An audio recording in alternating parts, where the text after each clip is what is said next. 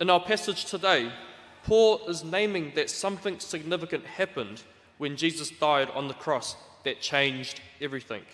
Something significant happened, not just for the Jewish people, but for all peoples of this earth. Something significant happened which impacts the narrative, history, and whakapapa of the whole of creation and the cosmos and the whole of humanity.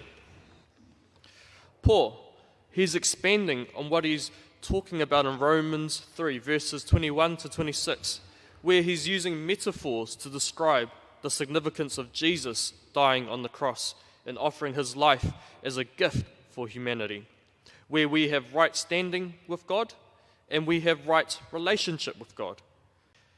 Paul, he uses this metaphor of right standing, where Jesus died on the cross. He offered his life as a gift for humanity, which satisfies and forgives the consequences for our sins, brokenness, and evil. And this declares us innocent, righteous, and blameless.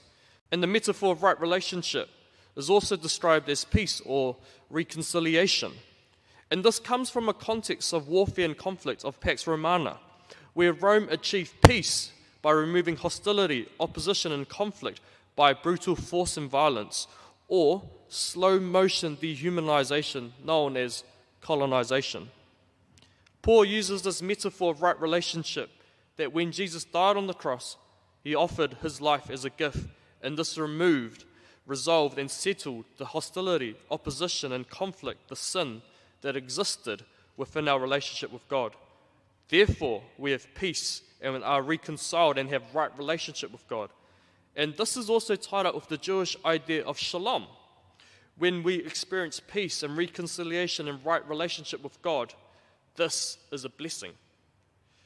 I remember the moment when I started to believe in Jesus and decided to follow him. I can remember experiencing this gift that Paul is describing as right standing and right relationship with God. And I remember feeling this sense of innocence and forgiveness, and this real sense that I was all good with God.